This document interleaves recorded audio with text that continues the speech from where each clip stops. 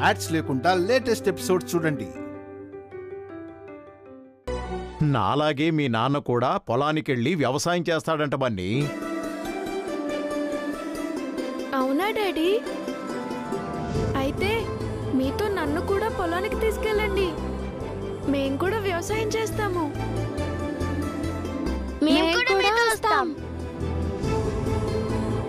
వద్దమ్మా, ఈరోజు మీరు రెస్ట్ తీసుకోండి, రేపు తీసుకెళ్తాను. వసుగారు, మీరు త్వరగా వంట చేయండి. పిల్లలకి నాన్నకి ఆకలిస్తూ ఉంటుంది. నువ్వు త్వరగా వెళ్ళిరా అభి. పొలం కూడా ఆకలితో ఉంటుంది, నీళ్లు పెట్టాలి. సరే నాన్న, వెళ్ళొస్తాను వసుగారు. చూసావా అమ్మా, ఒక మంచి మనిషి మట్టి మనిషిలా వెళ్తున్నాడు.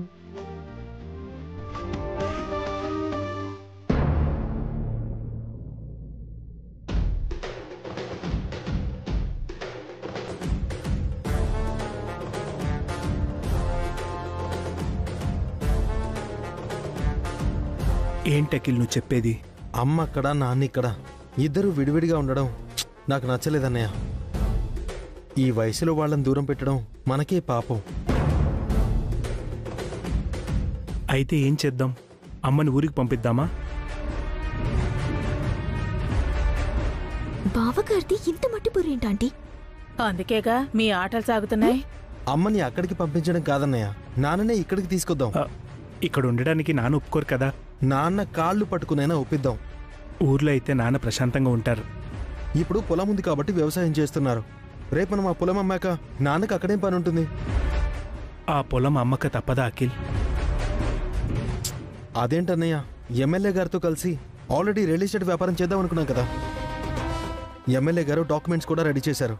నువ్వు నేను సైన్ చేయడం మాత్రమే ఆలస్యం. అది కాదురా, ఆ పొలం అంటే నాన్నకు చాలా ఇష్టం కదరా. అది కూడా మనం అమ్మేస్తే నాన్నకు మనశ్శాంతి ఉండదు. కరెక్టే అన్నయ్య, కానీ ప్రాక్టికల్గా ఆలోచించు. ఎన్ని రోజులని నాన్న వ్యవసాయం చేస్తారు? ఆయనకి వయసు అయిపోతుంది. మనం ఉండగా ఆయన ఇక్కడ కష్టపడడం ఎందుకు చెప్పన్నయ్య? అమ్మకి దూరంగా ఉండడం ఎందుకన్నయ్య? ఏదో ఒక రోజు నాన్న ఇక్కడికే కదా రావాలి. అదేదో ఇప్పుడే తీసుకొచ్చేద్దాం. అమ్మ నాన్న కలిసి హ్యాపీగా ఉంటారు.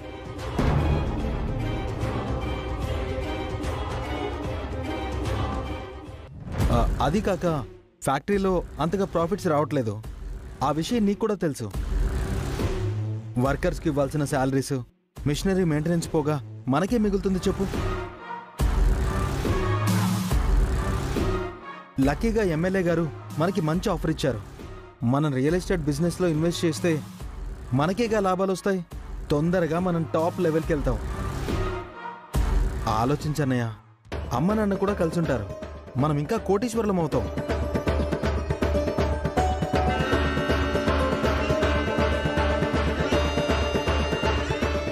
అమ్మా రండి, ఇప్పుడే అన్నయ్య నాకు మంచి ఆలోచన చెప్పాడు. ఏంటి? నువ్విక్కడ నాన్న అక్కడ కాకుండా మీరిద్దరూ ఇక్కడే కలిసి ఉండే ఏర్పాట్లు చేస్తామంటున్నాడు.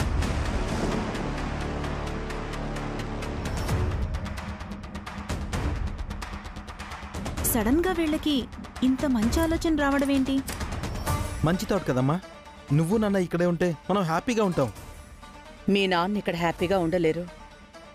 అసలు ఆయన ఇక్కడికి రారు. నాన్నని ఒప్పించే బాధ్యత నాది, అన్నయ్యది. నాన్నని ఇక్కడికి తీసుకురావడం నీకు ఇష్టమా కాదా చెప్పు? మొదటిసారి మీరిద్దరూ ఓ మంచి నిర్ణయం తీసుకుంటే నేనెలా కాదంటాన్రా? మీరేమంటారు వదినా? ఈ ఆలోచన నిజంగా మీ అన్నయ్యకే వచ్చిందా? ఏంటే, నాకంత ఆలోచన లేదనుకుంటున్నావా? లేక మా అమ్మ నాన్నల మీద ప్రేమ లేదనుకుంటున్నావా? మీరు ప్రేమతో చేసే పనైతే నేను మాత్రం ఎందుకు వద్దంటాను? అయితే ఈ రోజు వెళ్ళి నాన్నని తీసుకొద్దాం. అదంత ఈజీ కాదు. ఈజీనే వదినా. అందరం ఊరెళ్దాం. కావాలంటే అక్కడే ఒక వారం రోజులు ఉందాం. నాన్నని ఒప్పిద్దాం.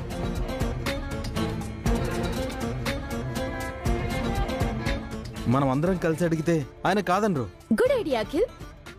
వెంటనే మన లగేజ్ సర్దుతాను. నేను ఇందాకే నా లగేజీ సర్దుకున్నాను. ఈ విషయాల్లో నువ్వు ముందుంటావు కదా అత్తయ్య. ఏంట్రా, మా అన్నయ్య వదినలంటే నాకు ప్రేమ లేదనుకున్నావా? వాళ్ళు కలిసి ఉండాలని కోరుకునే వారిలో నేను ఫస్ట్ ఉంటాను. మన లగేజ్ కూడా సర్దు పావని, ఈరోజే ఊరెళ్దాం.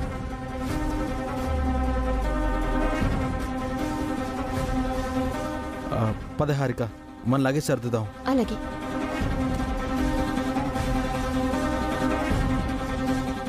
ఏంటత్తయ్యా, వీళ్ళు మళ్ళీ కొత్త ప్లాన్ ఏవైనా వేస్తున్నారా? సడన్గా వీళ్ళకి ఇంత మంచి ఆలోచన రావడమేంటి? అదే నాకు అనుమానంగా ఉంది పావని. మా ఇద్దరిని వీళ్ళు కలపాలి అన్నందుకు సంతోషించాలో, లేక మీ మావయ్యని ఇక్కడికి రప్పించటం వెనుక వీళ్ళ కుట్రేమైనా ఉందేమోనని బాధపడాలో తెలియడం లేదు. ముందైతే ఊరెళ్దాం అత్తయ్య, అక్కడే ఈ సంగతి తేలుద్దాం.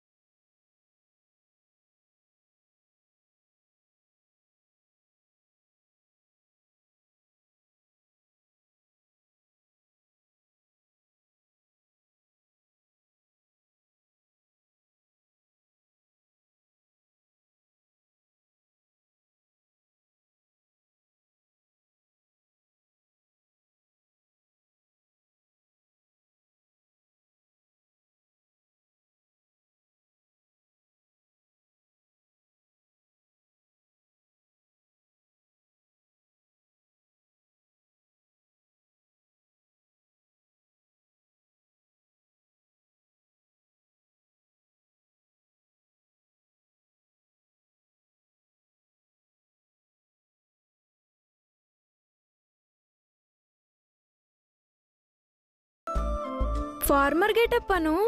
ఈ గెటప్ లో మీరు చాలా బాగున్నారు డాడీ.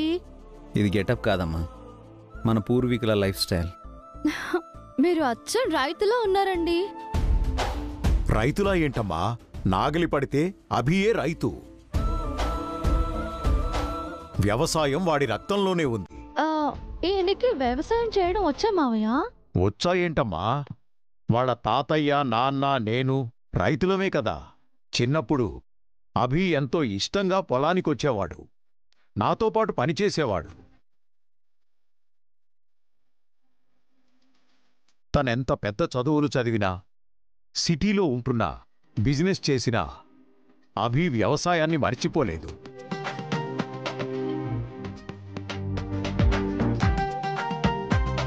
అంటే మీరు డాడీకి వ్యవసాయం నేర్పించారా తాతయ్య? చేపకి ఈత నేర్పాలా, పక్షికి గాల్లో ఎగరడం నేర్పాలా బన్నీ? మీ డాడీకి పుట్టుకతోనే వ్యవసాయం వచ్చు.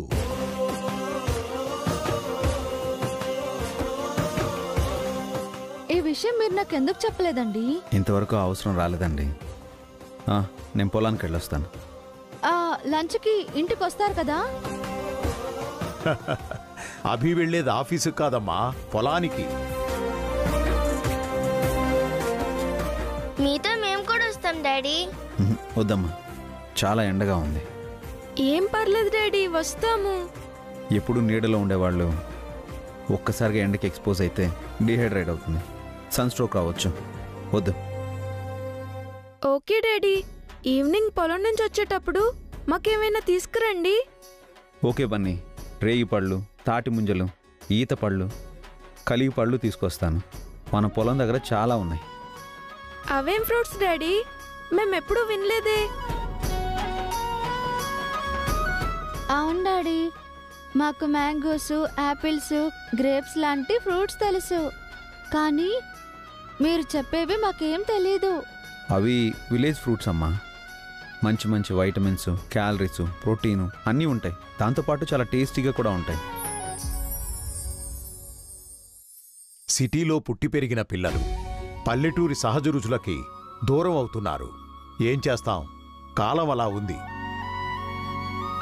విలేజ్కి వచ్చాం కదా మావయ్య, అన్నీ తెలుసుకుంటారు. నేను వెళ్ళొస్తాను నాన్న. సరే అభి. ఏమండి, మీకు పొలం దగ్గరికి లంచ్ తీసుకురానా? ఓకే అండి.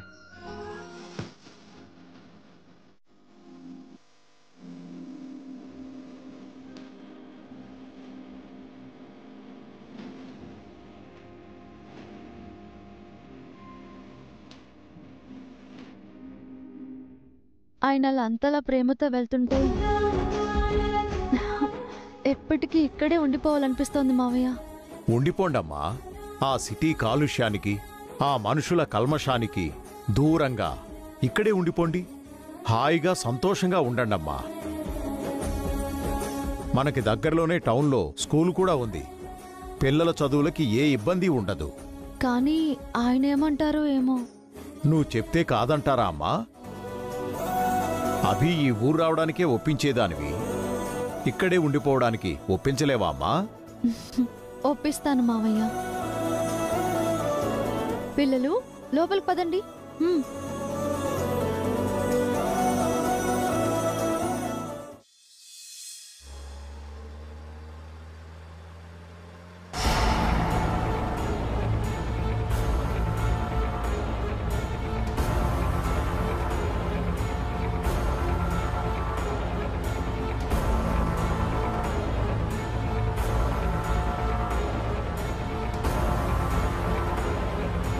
ఖచ్చితంగా ఇది వసు అక్క ప్లానే అఖిల్.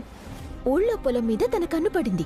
అందుకే శ్రావ్య ఎంగేజ్మెంట్ లో అందరి ముందు అభిరామ్ని రెచ్చగొట్టి అలా మాట్లాడేలా చేసింది.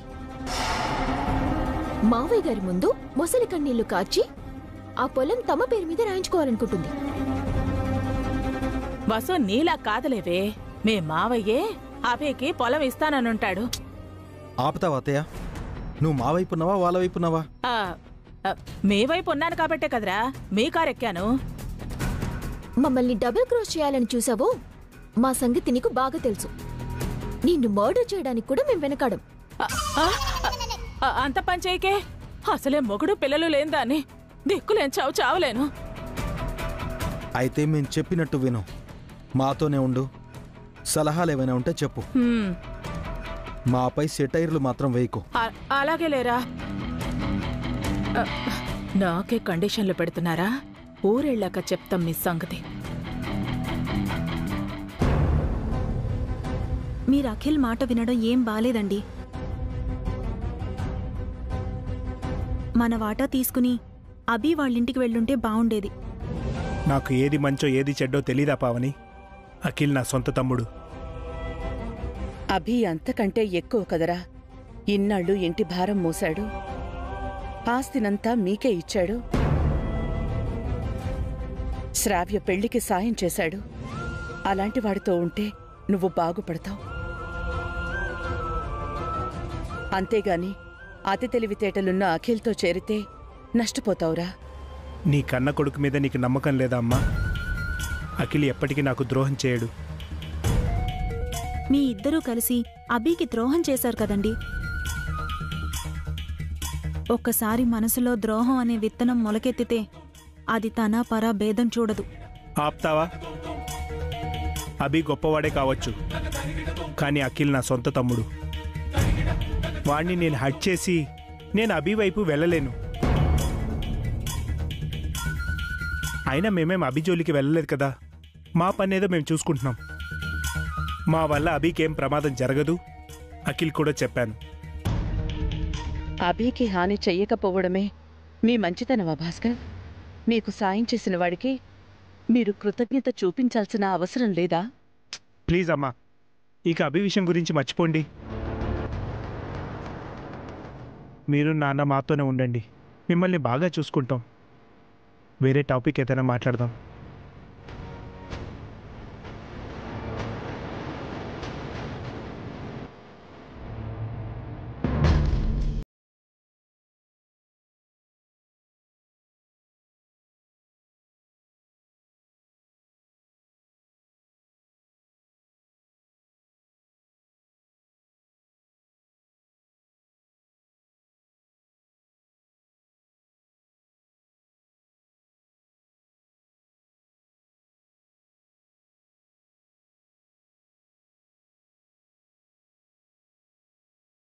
పోవడం అంటే ఇదేనయ్యా.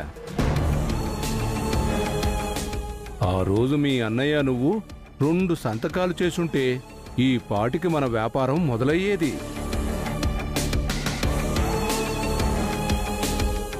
సెంటిమెంటుకు లొంగిపోయి ప్రాఫిట్ వచ్చే బిజినెస్ ని పక్కన పెట్టేశారు. అదేం లేదు సార్. మా మమ్మీ, అన్నయ్య, నేను మా ఊరెళ్తున్నాం. మా నాన్న కూడా అక్కడే ఉన్నారు. మా లాయర్తో కూడా మాట్లాడేశాం. ఊరు వెళ్ళగానే పొలం భారం పెట్టడమే.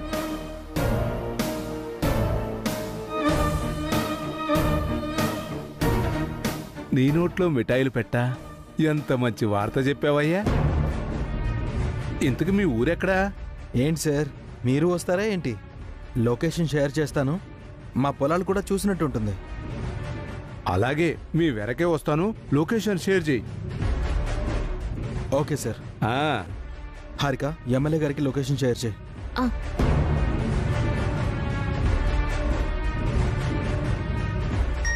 ఇదిగో డ్రైవరు, కారు యూటర్న్ తీసుకో. మనము విలేజ్కి వెళ్ళాలి. సార్, మనం ఆ ఊరు వెళ్ళడం అవసరమా సార్? భలే వాడేవరా. ఎలక్షన్లు అయిపోయాక ఓటర్ని కలవకపోయినా పర్వాలేదు, కానీ ఎలక్షన్ల ముందు ఖచ్చితంగా కలవాలి. ఇప్పుడు దగ్గరలో ఎలక్షన్స్ ఏం లేవు కదా సార్? నేను ఎలక్షన్స్ అంటుంది ఆ అన్న తమ్ముళ్ళు పొలం అమ్మి ఇచ్చే డబ్బుల గురించి. అవి మన చేతుల్లో పడే టైం దగ్గర పడింది. మనం దగ్గరుండి పర్యవేక్షణ చేశామనుకో, త్వరగా ఆ డబ్బులు మన చేతుల్లో పడతాయి. అర్థమైంది సార్.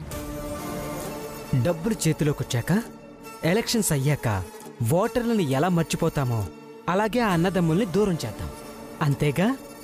నాతో తిరిగి తిరిగి నీకు రాజకీయం బాగా వంట పట్టింది పియ్యే. ఇదిగో, అలా అని ఒంటికి మొత్తం రాసేసుకోమాక. ఏ రాజకీయ నాయకుడు పక్కనే ఉన్న మరో నాయకుణ్ణి పైకి ఎదగనిచ్చిన దాఖలాలు చరిత్రలో లేవు.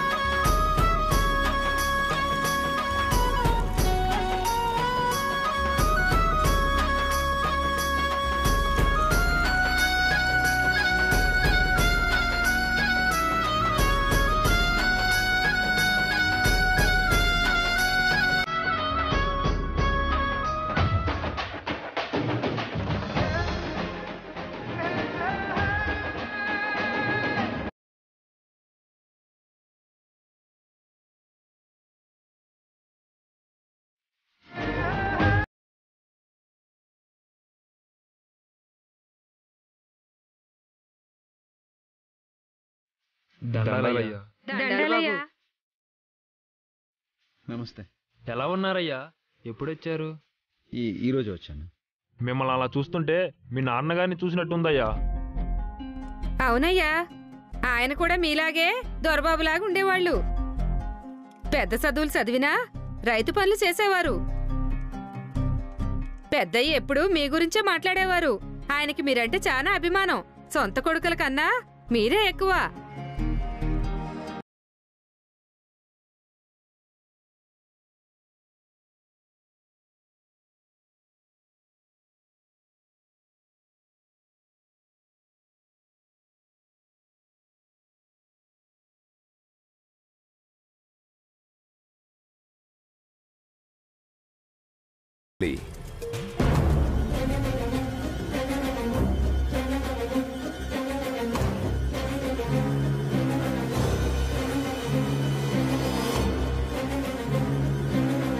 తిన్న చెంపదెబ్బలు చాలేదా?